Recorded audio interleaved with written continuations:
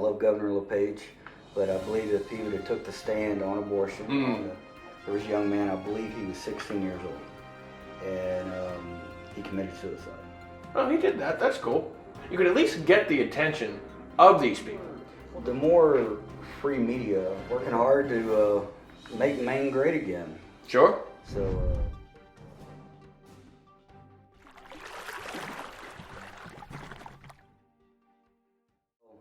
So I'm Paul Mills. I'm 47. I'm originally from down south.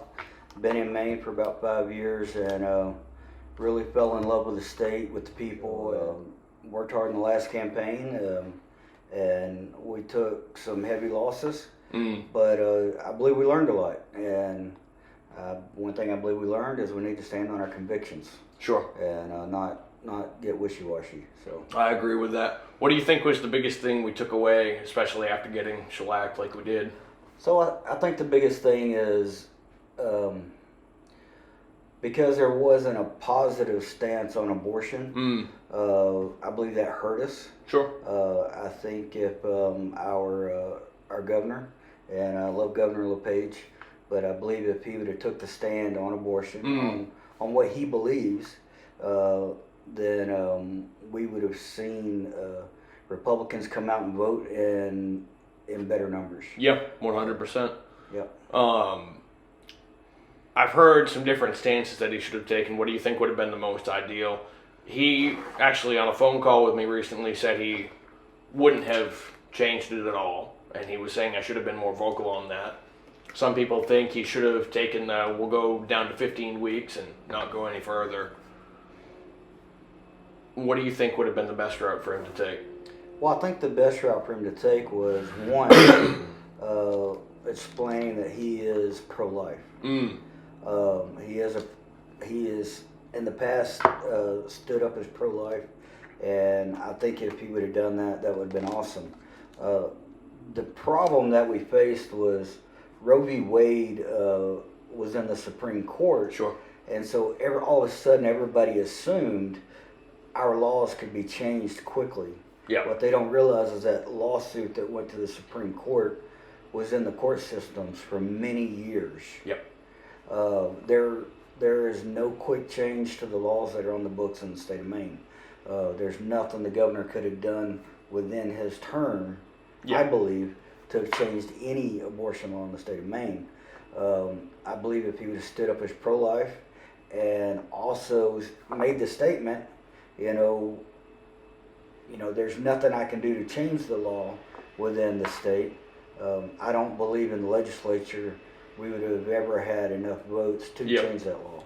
So it's, I believe the abortion law in the state of Maine is what it is, and it'll remain that way.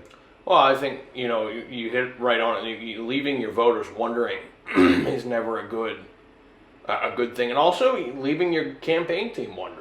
Right. We ran into that. At least I did.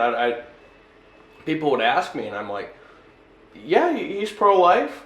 But after that, I could not give you the exact stance he would have. It was concerning. Yeah. Because, obviously, us that had personal conversations with him, we knew his stance. I believe part of the issue was we had, other people that's trying to help the campaign that were trying to paint LePage 2.0 as a nicer, gentler grandpa, and he's not. He's a hard-working businessman that gets things done, and I don't think we should have gone with a LePage 2.0. I think we should have gone with this is a man that gets things done, and I believe we would have won the governor's mansion.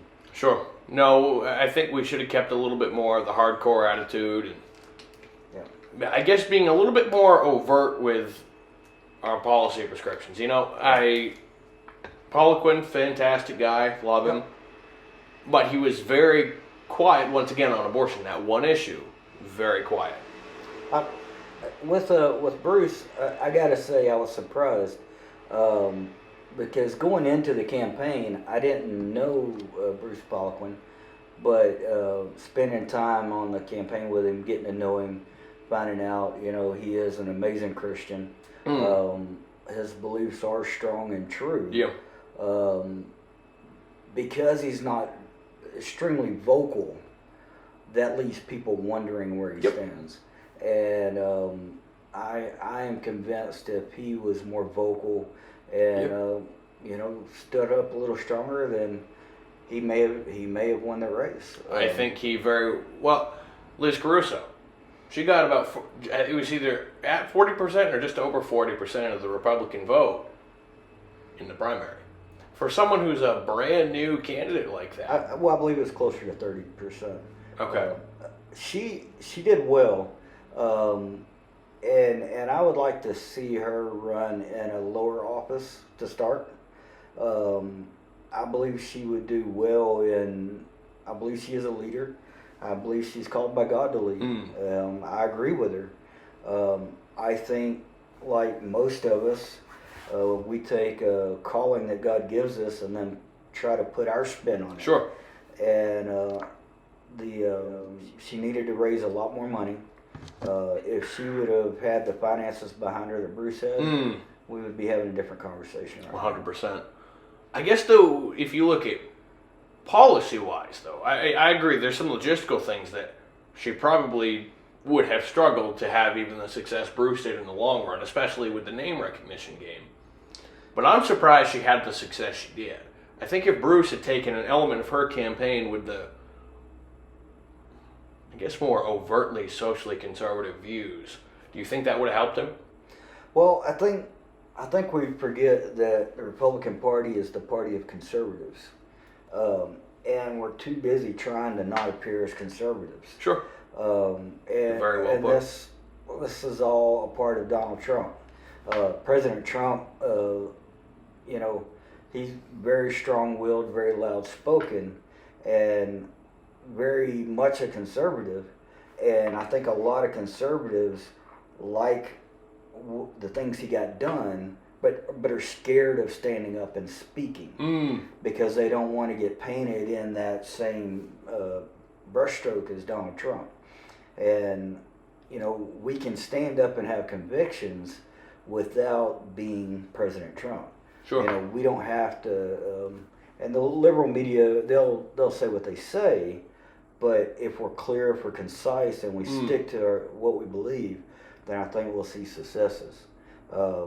I believe Liz can do well in the next election if she chooses. I believe she learned a lot. Yep. And I would like to see her run again. I would. Definitely. Same. I would like for her to have somebody that somebody in her campaign like a Aaron Craignow or Justin Davis, somebody that knows main politics, but also she can run on her convictions. Sure. So you have a little bit more of the establishment experience, but also a good taste of the socially conservative convictions, if that. Well, she needs to know how campaigns are run. Sure. I see what you mean. Yeah, Yep. Somebody that can do the nuts and bolts while she leads the way she leads. Sure. The one thing I did like about her, though, was how vocal she was. And I think you have a good point there. She needs a little bit more assistance with, like you said, the nuts and bolts and how the campaign works. But if she had had that experience, or if Bruce had that but also taken the element of being vocal, I think there was only maybe a few points this campaign where he openly said he was pro-life. And it was one of my videos. I ran into him at Dairy Queen and I asked him for a video to put out with evangelicals, and he mentioned it. So he wasn't afraid to say it, but I think, like LePage mentioned to me, he said listening too much to the advisors, and it hurt him. It hurt him in the long run. It did. And, it's one thing to, people don't want the polished, whitewashed politician. Mitt Romney. They want the guy, especially in Maine, they want the guy that works hard, that is a man of the people. Sure. They don't want no offense to lawyers, but they don't want the lawyer from Augusta going to Washington. Yep. Or going to the Blaine House. They want a hardworking Mainer that knows hardworking Mainers, that understands we live in a split state. that's, 3/4 red and 1/4 blue. And the problem is that 1/4 blue has got a lot of people in it. Yep. No, you're right. I also think there's something, I've had Demi and Joel and a few others that are all running for the GOP chair position. Yeah. I've talked to them on the phone, and all of them are starting to notice, we need to change our tactics for people my age. Yeah. I think the abortion was definitely one of the biggest issues that we screwed the pooch on pretty hard. But there's also campaign tactics I really think we messed up pretty hard too with especially younger people. The conversations I'd had with some of these people, I said, guys, I was in 6th grade when the 2016 election came. Mm-hmm. So I have been raised in a culture where political discourse has never been that civil. The nation's been divided. And we are raised to, especially in the education system and culturally, to hate America. Right. And social issues, often we base our opinions on those. And so, campaigning on some more social issues, maybe not 100%, but at least being open on our views on those, like we've discussed. Right. And then also using social media in a more Gen Z, younger millennial, friendly fashion. And I agree. I mean, we've seen President Trump with Twitter. We've seen President Obama with Facebook. Essentially, the campaign model that everybody uses now is the President Obama model. That's since 2008. That's how campaigns are run. Yep. The problem is when you have a 70-year-old guy trying to make TikToks, it doesn't work. Maybe, but I don't see it working. I guess what I saw, though, is Janet Mills, she made a TikTok video on, I think it was, what she likes on her lobster roll. Yeah. And I laughed at it. When I saw it, I was like, that's funny. I don't care. Sure, I'm campaigning against you on the daily, but okay, who cares? Right. So what I saw there, though, was if someone messed with an old photo from 2014 at LePage, and if he had his fist up or something, probably it wasn't a bad photo, and it probably wasn't a bad speech, but you put that versus Granny talking about her lobster roll, you take an ignorant voter who's my age and brand new to the process, right? Which one are they going to go towards? We also spend a lot of time on phone calls. I've talked with some people, and I've gotten mixed opinions on this, but I want to know what you think. Let's say we had a phone banking event and we were making phone calls. That's all we were doing. What if we took 50% of that team and said, all right, half you guys are making videos? I got calls. So I strongly believe that phone banking is over. Mm-hmm. It's done for.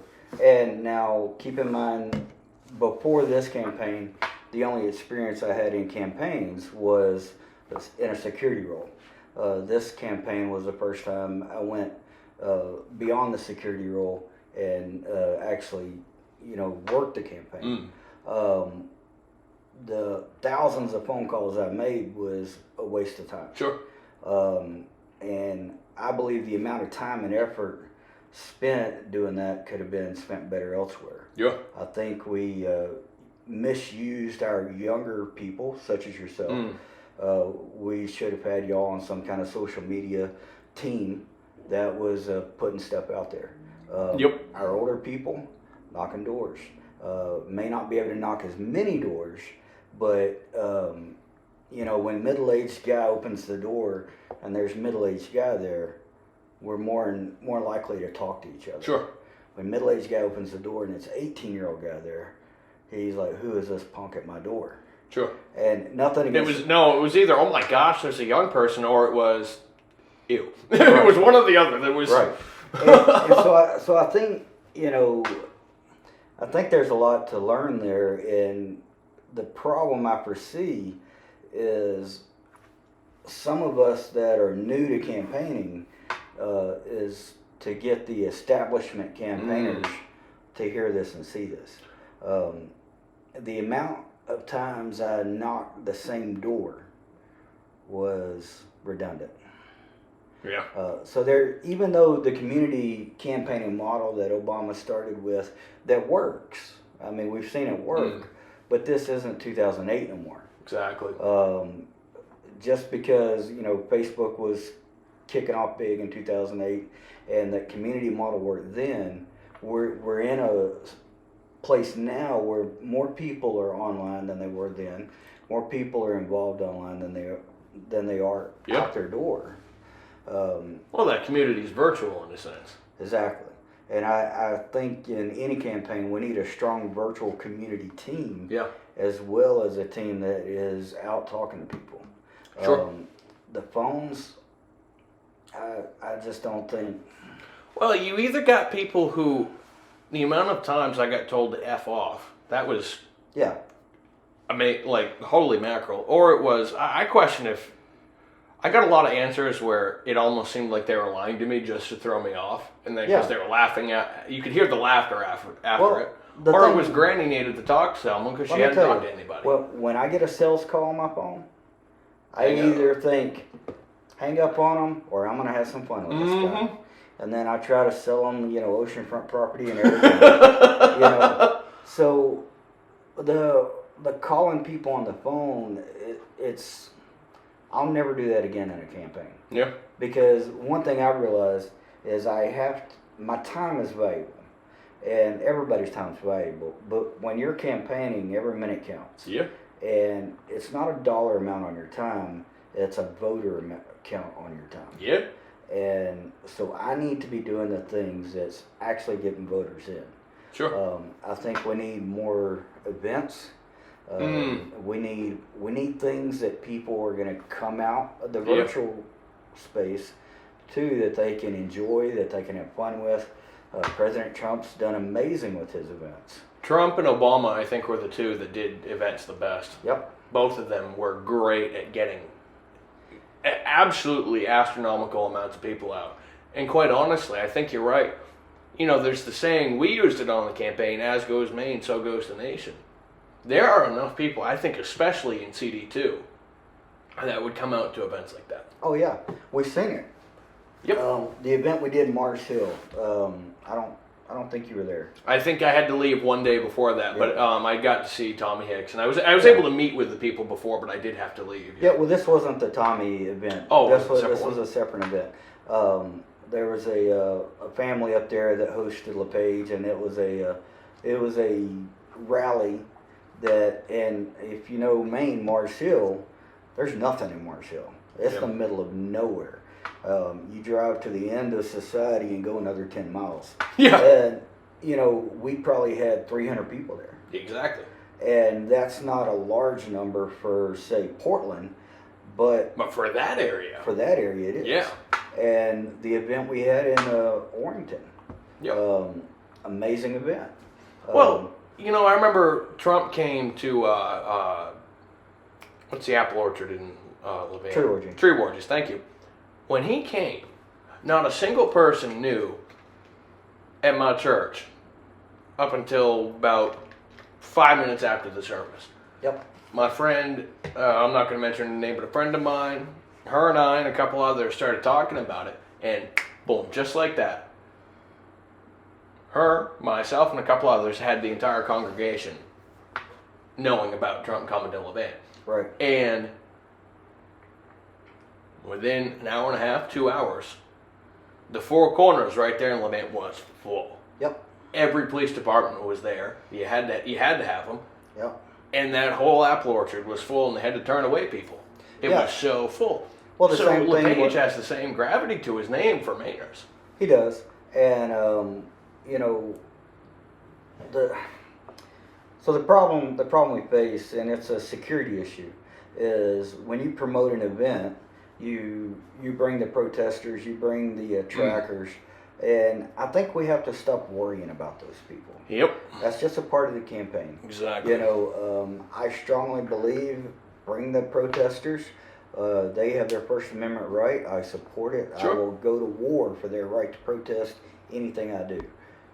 But, you know, we need to advertise our events ahead of time. We need to put the word out there so that people can be involved. The event we had in Lewiston with Governor Youngkin, an amazing that was fantastic. event. Look at how many people it drew in. Right. If we would have advertised it and put it on a bigger scale, we would have had to have a bigger building. Yep. Now, we did advertise it ahead of time. We did have protesters. We did have a tracker. Both things were handled in very civil manners. Say you, me, and a couple others handled the tracker situation pretty well, and the protesters. I mean, sure, they hollered a little bit, but it wasn't anything. And that's their right to do it. And that's the thing that's great about America is if you don't agree with what I'm doing, you have the right to protest it. Yeah, exactly. I have the right to protest their stuff. Yeah. I don't, because I know protesting is really nothing more than just showing myself to be an idiot. But it is what it is, Yeah. No, I agree 100%. I think you mentioned events. Those draw a crowd, and then part of the reason I mentioned, I think it would apply over the entire state, but CD2 has that small community type environment especially. Yep. And so another reason I mentioned the news of Trump coming spreading like wildfire in the church, that same principle applies to the communities. Yep. And so if Johnny finds out that LePage is coming, most likely I'm going to find out pretty soon. Oh, yeah. And then if Johnny finds out, his brother finds out, his friend finds out, I find out, it spreads like wildfire in these small communities. Oh, yeah. And whether you love him or you hate him, you get that word of mouth campaigning that's honestly more value than any phone call, social media post, or door knock will ever be. Well, I mean, like I said, the phone calls are useless. Social media posts only work if you're constantly posting. I was watching a podcast the other day, and it was a business-minded guy that he was talking about social media, and he's like, putting social media posts out there is like throwing a pebble into the Grand Canyon. Yeah. The only way people are going to notice is if you're constantly doing it. Exactly. And I believe our social media presence was lacking. Yep.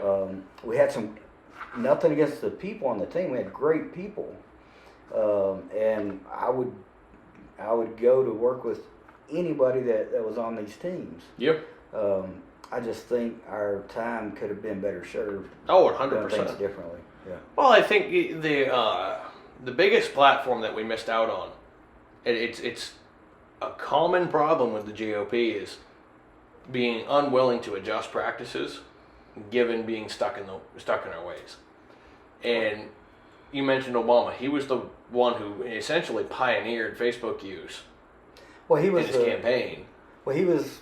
I mean, that's when Facebook was getting big. Yeah. I think Facebook started in 2005 or 4, became available to anybody without a university email in 2006. I was on there in 2006 and have been ever since. I tend to follow the people I like to follow, but I also follow the people that I don't like because I want to hear what they have to say as well. Sure. And it's concerning to me whenever they're posting more than we are. Yeah. Whenever they're getting their word out, like if we put, and I'll say on the national side of things, the RNC is doing a lot better about posting. I would like to see more positive posts. Obviously, when we're dealing with people like the Bidens and Clintons and AOC, we need to let the public know what they're doing, but it often comes across as just a bunch of negative stuff. Exactly. And granted, they are very negative people, and so we're letting people know what's going on. Yep. I would like to see more posts about what our congressmen and congresswomen are doing, senators are doing, to help the communities. Yeah. These people work for us. We send them to these offices. Exactly. Because we want a better state. We want a better country. And the thing I've seen in the last the last 10, 20 years is we're not getting a good return on our investment. Yep. And it's sad. I see great people that want to run for office or that run for office and then fail due to bad practices. Yep. And so I think we need to get some professional people involved. When I say professional people, I'm not saying, lawyers and people with PhDs. I'm talking people that have the mindset of I'm in it and I'm going to find the best practice to win. Sure. Well, I think that's another thing. That was actually something Demi and I talked about quite a bit was what do we do to get candidates ready and confident to run? There were a couple of candidates I worked with. I think you worked with a few of them as well. Jen Warren was one of them. Fantastic candidate. Great, knows her stuff. Yep. Had a good amount of experience to campaign on. It wasn't like she was just running for the fun of it. But there were times at certain doors we'd go up and knock, and she'd go and give her spiel, and then I don't know what I'm doing. That's what she said word for word, and I'm like, right. I pulled her aside after that and said, Jen, you're a fantastic candidate. You know what you're doing. You've got X, Y, and Z as your foundation to work off of. I think she had small business and school board experience and a couple other things. Well, one thing I'll say about Jen, of all the candidates, she's one of my favorites. She works within the community I live. She's on the city council, and she goes to work for Brewer every day of the week. And I understand her timidness some. Yeah. Anytime you're doing something outside of your comfort zone, there is timidness. Sure. And I think in her case, more social media. Sure. More Facebook ads targeting the Brewer area. And I think we're going to see great things from Jen in the future. Sure. I like her family. I definitely think she's got some serious potential with some of the stuff she was campaigning on. And actually, as the day went on, I saw a much more of still that loving attitude. Right. That little bit, it's kind of like I said with Ron DeSantis, a confident attitude, but a loving father, loving husband. For her, it was a confident attitude, but a loving mother, loving wife type attitude. Right. And I saw that grow over the course of the day. But it really took taking that timidness and channeling that as energy rather than, oh my gosh. Right. The thing with her, she's a Wonder Woman. She's working. She's serving the community. She's raising teenagers, and and it's pretty awesome to watch. I was concerned in her case that maybe she was taking too much on. Sure. But only the person carrying the load knows what they can carry. Yeah. So, I was right there to support her, and we'll be in the future. 100%. Well, I think that's another thing. Joel Stetkiss and I were talking about that with some of the candidates that ran this time around and didn't do as well, but showed some seriously good qualities. Yep. If they run again, most likely their chances will be better. Yep. I think some candidates learned, okay, maybe I need to work better with other individuals, or maybe I need to adjust my practices. I noticed that with a couple candidates that I worked with personally. They were timid at first part of it's my age. You have some 18-year-old guy coming up to you and saying, hey, can I have your literature? Can I have your literature? Right. And it's like, I don't have a lot of credibility to back me up. Right. But as time went on, they saw, okay, this guy's legit. Okay, and so they'd step in and give me their literature. They'd give me their talking points. They'd say, okay, these people need to be hit. And so I think some of these candidates that, whether they succeeded or not, they were great candidates. And they run again, I think they'll have some more overwhelming success in the future. So one thing, Reagan Paul, Reagan, she won her district. And I'm where was she from again? I'm trying to remember. Winterport, Shreveport area. So the one thing I loved about her campaign and I was in communication quite a bit with Reagan, is after she won, we were talking, and you know, I was congratulating her, and I knew how she was running her campaign, and it was vastly different than what even some of the advice we were giving her. And what were some of the differences? Well, she didn't work the phones. I'll say that. Sure. But I will say she talked to every person in our district, and she even told me. She said the one thing she did was take the advice that the consultants, and I'm not saying names, that were giving her and pausing and going, well, maybe I should probably not do that. Yeah. And she's young, 25, 26. I forget her age. Well, I think that's another thing is we need some younger faces. We do. Yeah. If we want a governor that's young, we need somebody that's a House representative that's young. Yeah. Because for them to get government experience, we need them to run for those lower offices. Yep. And I believe, that needs to happen. You're 100% right. I think you hit the nail on the head. I think we need some more women to run. Yep. I think we need some younger faces to run. I don't think I know. We really need some individuals like that. I mentioned Liz Caruso earlier. Yeah. I talked with my mother. It wasn't the deciding factor, like, oh, she's a woman, so I'm going to vote for her. That wasn't the deciding factor, but it was encouraging, and she found it cool. Like, yeah. Oh, a woman's running for this office, that's cool. And so, I don't want to play identity politics, because that doesn't necessarily determine whether you're a good pick or not, but it definitely catches certain demographics of people. It does. And I have 8 daughters. And when I think about my daughters and I think about my wife, of my 8 daughters, 5 of them would make excellent candidates. The other 3 would make excellent generals. Sure. My wife, she would probably say no, but her ability to see the needs of people and then work out the solutions to meet those needs. Those are the kind of things we need in politicians. Sure. We don't necessarily need a guy that can go fight a war to balance our budget. Yeah. We need that guy to go fight a war. Sure. And I think we're stuck in the adage of, well, this guy's a veteran and, he's a warrior, so he'll make an excellent governor. And as much as I am all about warriors and giving them the respect they deserve, I have a son that's a warrior,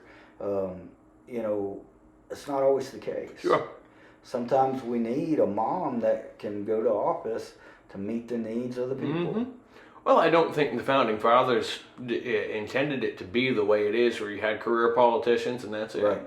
You could have a farmer, you could have a school teacher, you could have a mother, you could have a father, you could have the general. Right. Sure, have someone who's been in politics for 50 years. You could have those people, but also have an even mix of people that brought in more of the everyday citizen type attitude. And we have lost that quite a bit. Well, one thing I'll say, President Obama, our first black president, the one thing I'll give him credit for, and I will start with, I believe his policies were absolutely horrible. Sure.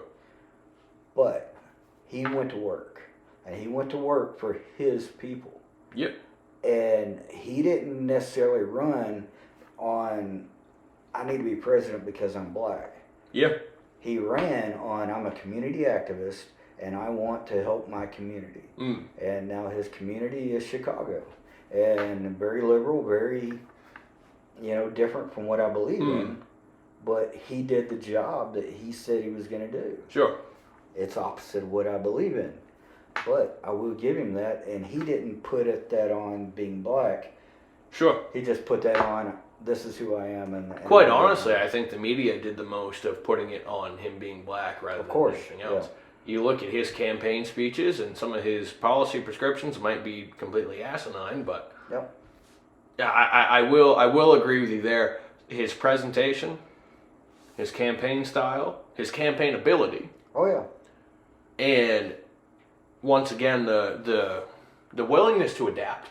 Right. He is very good at, well, honestly, I think the Democrat Party abroad is much better than the Republican Party at reading the political landscape and seeing where it's going. I don't think they're reading the political landscape. I think they're... or they're driving the train. They're manipulating the political landscape. Okay, that's a good way to put it. Sure. One thing, I was talking to a friend of mine the other day, and we were talking about this counselor that's in the school here in Maine. I forget that he advised a young lady to wear a binder. To become a boy, to transition, and to keep that from her parents. It's been in the news, and looking at that, and in looking at some of the teachers that are in these schools now, it really hit me that the Democrats aren't reading the political landscape. They're adjusting. I think that's a good way to put it. They're actively putting people in place. They're not, the mom and dads of these Democrat children aren't saying, hey, go to Wall Street and be a millionaire. They're saying, go be a school teacher. And, we send our kids to these schools for 7-8 hours a day. Well, I don't. My son's homeschooled. And then we wonder why our children have these crazy ideas. Yeah. When they come home, they're in front of the TV 3 or 4 hours. We maybe talk to them at dinner for 20 minutes, and that's it. The teachers have more influence on them and more FaceTime with them than we do. And then we wonder why society's changing. Yep. I'm a strong proponent of homeschool. My son, you've met him, Israel. Yeah. He wants to be a great guy. Wants to be the governor of Maine one day. Maybe he'll be the first black black governor of Maine. I don't know. Sure. But hopefully it'll be done in the mindset of taking care of the people and not hijacking the government like Janet Mills has done. Yeah, you're 100% right. Well, I think they're definitely manipulating the political landscape, where we're going. I like putting it that way actually quite a bit. But I guess one thing I do see that they do differently, though, is they are willing to adapt their practices in terms of campaigning. So, social media is a good example. AOC. Yep. That woman uses live streams on Facebook and TikTok readily. And some GOP candidates have done that. But they only do it on some platforms. Well, so like a good example is, okay, I didn't graduate from Guilford, but my graduating class in Guilford had about 50 people. I'd say roughly 75% of them lean conservative. 50% of them are pretty, at least fiscally conservative, and probably 30% of them, this is all me just speculating by the people I know, probably 30% of them would at least be willing to consider knocking doors with us. Yep.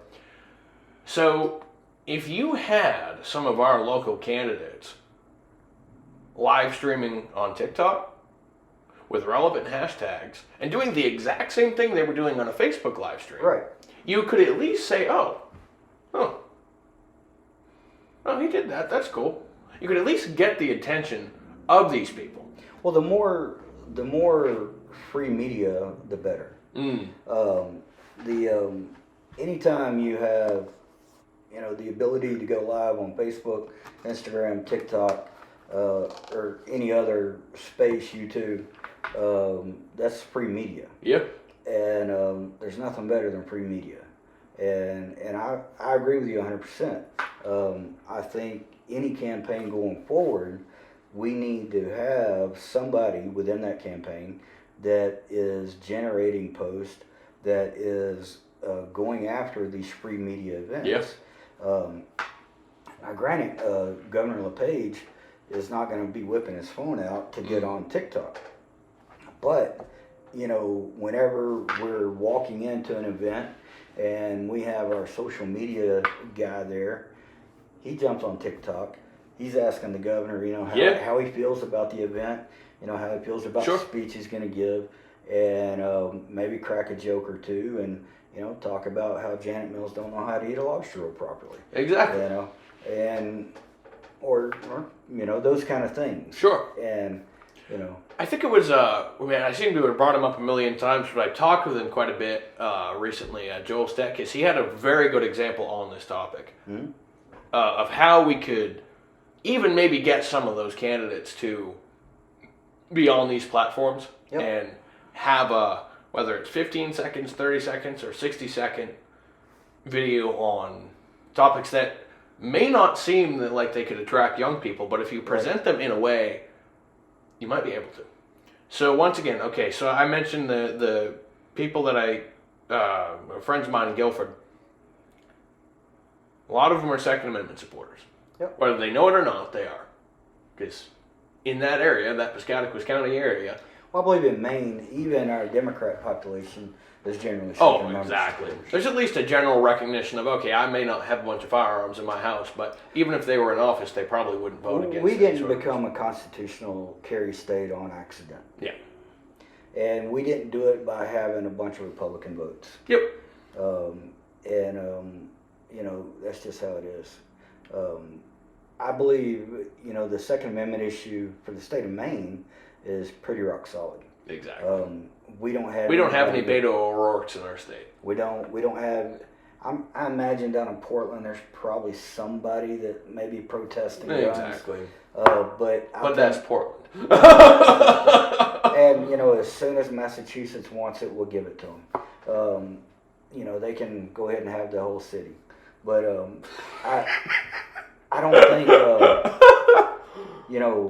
even the Democrat population here. We are a state of hunters.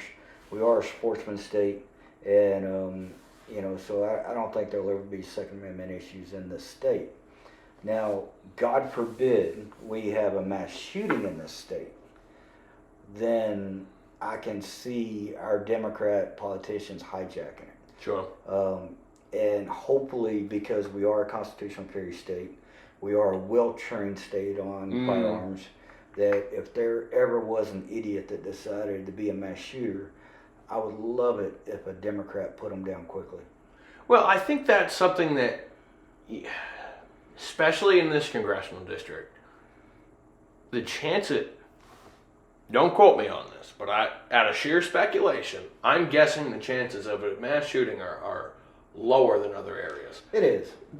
Part of the reason is, I think it's down in Georgia. There's a couple towns. I don't know the exact rules and regulations on the legislation, but essentially every person that can possibly have... You're talking about Kennesaw, Georgia. That's exactly what it is. You actually from the south, so you might know this. So in the city of Kennesaw, anybody over the age of 21 by city ordinance is required to carry a firearm if they are legally able to. Yep. In the early 90s, their crime rate, and this is a suburb of Atlanta. Atlanta has a horrific crime rate.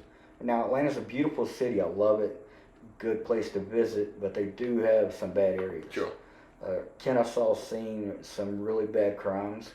They made that a city ordinance. Their crime rate about went to 0. Exactly. And I believe that's kind of the situation here. We don't have that same ordinance here. But if you ask anybody in the state, there is no gun-free zones in Maine. Mm-hmm. Except for our schools. That is the most asinine type of sign. Truth be told, a ton of our government organizations and buildings and locations are armed. Well, yet one of the most high-risk areas, we put gun-free zone, which to a criminal that means, right, come at me. Well, and I think we would find that even though signs are there, you would probably find that there are some coaches and teachers and principals that are very well trained veterans that would stand up and probably magically happen to have a weapon if something happened. Hopefully. Yeah.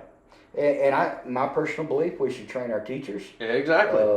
And teach them to shoot, teach them to be competent shooters, and teach them, not just to hit a target, but to hit a target with adrenaline pumping. Yeah. Put them in some SWAT scenarios to where they understand, the difference between target shooting and shooting in a live situation. Yeah. What was the name of the town in Georgia? Kennesaw. So what if you had that? Okay, take the principle there of 99% of the people that are legally able to be armed are armed, and their crime rate plummeted to basically zero. Now take that principle and apply it to a school. Yeah. Well, the thing we don't realize, the thing that most people don't realize is we talk about mass shootings, school shootings, and they're very horrific. They're not new.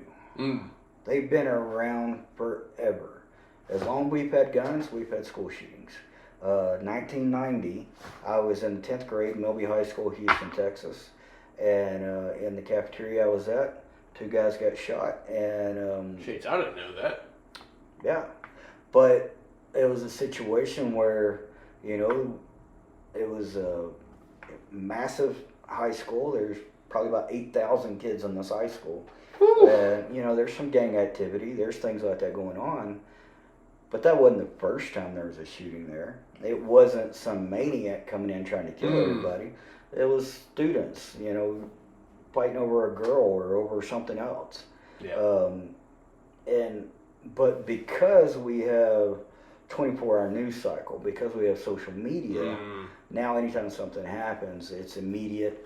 And it's and everybody's got an opinion in about 5 minutes. Yes. Yeah. Everybody is an editor of the news when they need to be a consumer of the news. Sure, 100%. And we need to get back to having real news. People that read the news, not edit the news. Yeah, that's a good way to put it. Yeah. Very interesting. Getting close to wrap it up, but I just wanted to ask, yes, we've had the political work and a few other things like that, but what got you there? What things in the past that really got you to the point of saying, all right, I'm willing to step up, take a stance, listen to my convictions, and be vocal, especially in a time where being vocal on your political beliefs can be detrimental? Right. So for me, it started with COVID. Yeah. So the church I attend, we when COVID hit, we took the first stance of, closing our doors for a couple weeks. I believe it was March of 2020, everything shut down. And right away, our pastor was, he was able to see that our governor was going to take these mandates too far. And she did. Yep. So our church decided to sue the state and sue the governor. Then we continued to have services. We had them outdoors. We had them sitting in the cars. We had them. Yep. We practiced the best hygiene practices ever. We spread our chairs out, but our pastor had the conviction, and he gave us the conviction of not forsaking the assembly of ourselves. Yep.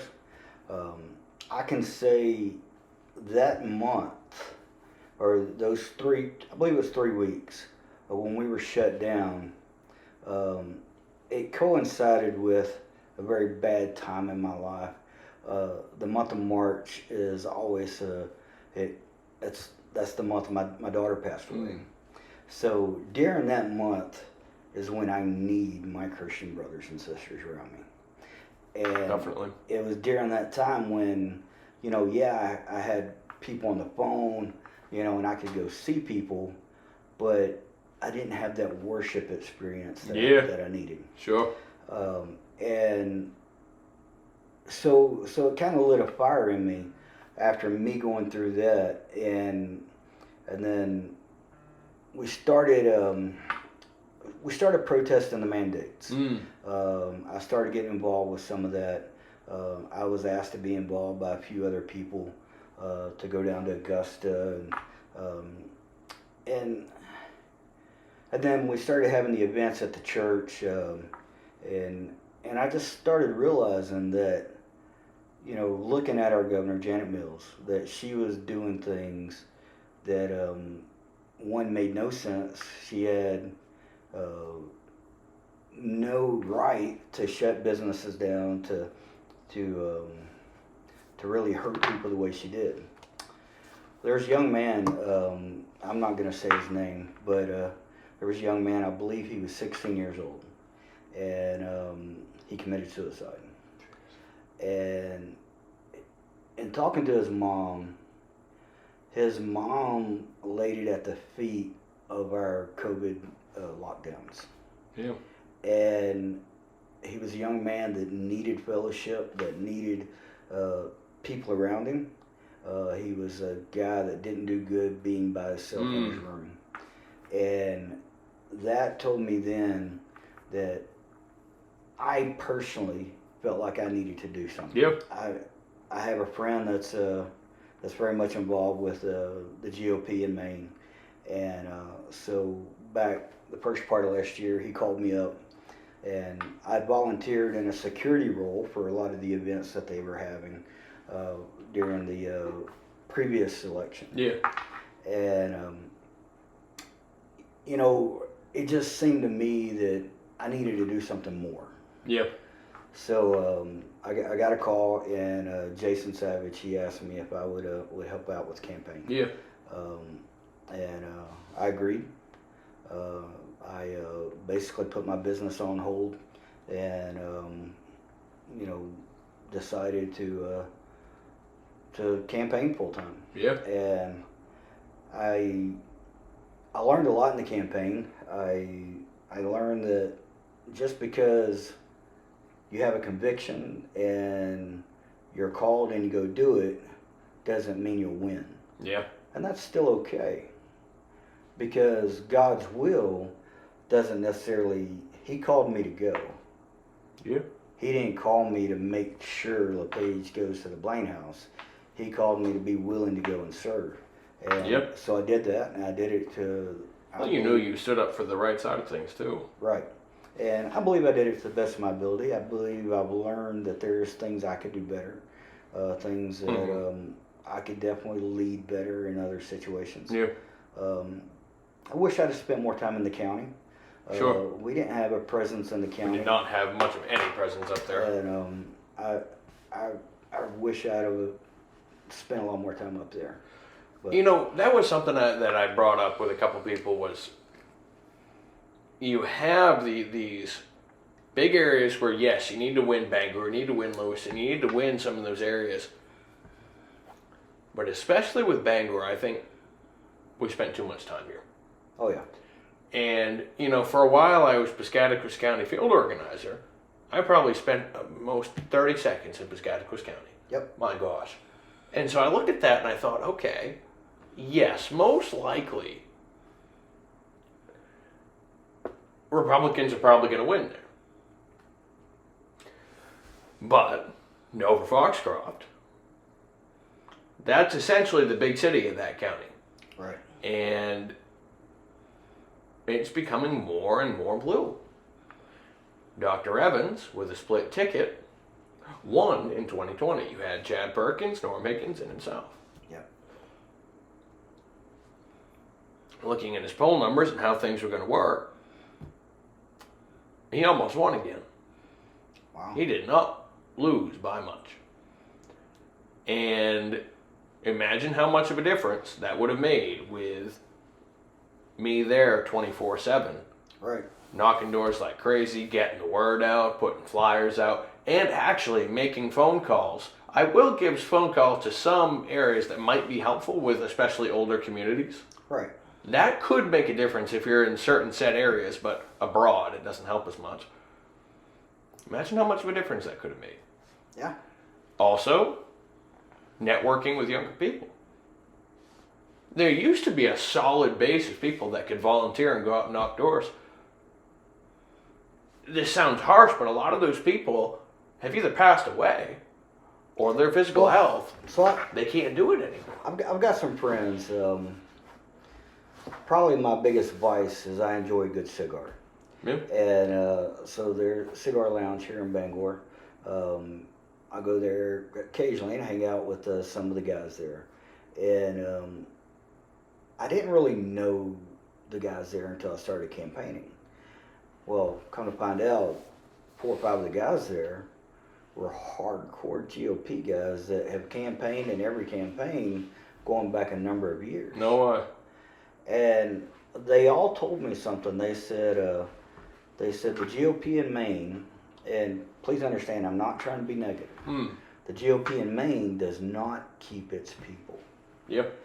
And, you know, when I started campaigning, I assumed we would have volunteers just everywhere. And we didn't. Yep. You know, we had some awesome people working with us, but we didn't have the people. We had field organizers and fellows, and then died after that. We didn't have the people we should have had. Yep. And I believe the GOP in Maine, we need to do a better job at taking care of our people. Because if you have somebody that's willing to knock doors, that's willing to volunteer, that's willing to come out and do whatever, I'll shout out my best volunteer, Jeff Toms. Love this guy. He helped me campaign while being treated for cancer. Holy.